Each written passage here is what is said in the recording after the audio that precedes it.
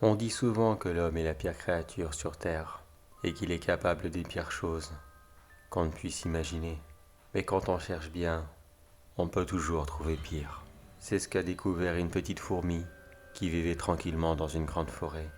Sortie de sa fourmilière pour réaliser ses tâches quotidiennes, explorer les alentours et trouver de la nourriture, elle a passé la grande majorité de sa journée à tourner en rond sans trouver la moindre chose intéressante. Une journée complètement perdue dans une vie aussi courte.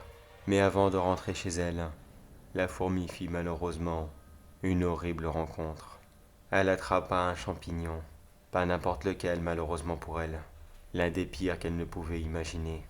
L'Ophiocordyceps unilateralis, ou comme j'aime bien l'appeler, le champignon zombie. Cette horrible créature s'infiltra rapidement dans son corps et prit le contrôle de celui-ci, à l'exception du cerveau, ce qui fait la grosse différence entre ce parasite qui existe bel et bien et tous les zombies qu'on voit dans les films d'horreur. Alors viser la tête ne servira strictement à rien.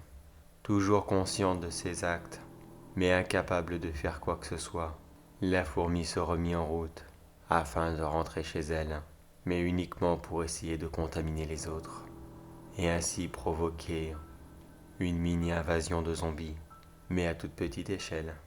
Après une marche difficile, la fourmi arriva à sa maison et essaya d'entrer de force, mais à la place du grand cliché de tous ces personnages de films, séries ou jeux vidéo qui, quand ils voient un zombie pour la première fois, ils ne savent absolument pas ce que c'est et ils se font toujours avoir en premier.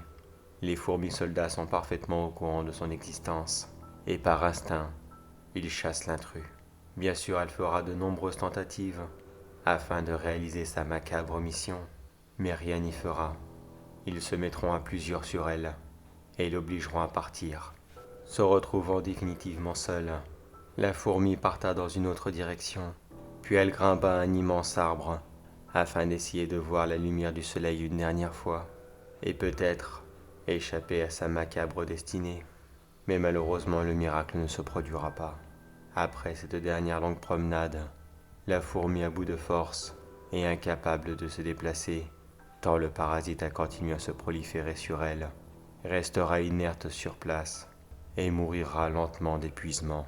De son côté, le champignon continuera à proliférer, recouvrant ainsi le corps de la défunte fourmi de mousse et laissant dépasser ses deux appareils reproducteurs afin de libérer des nouveaux spores et peut-être ainsi réussir à attraper une nouvelle fourmi qui, elle non plus, n'était pas assez prudente.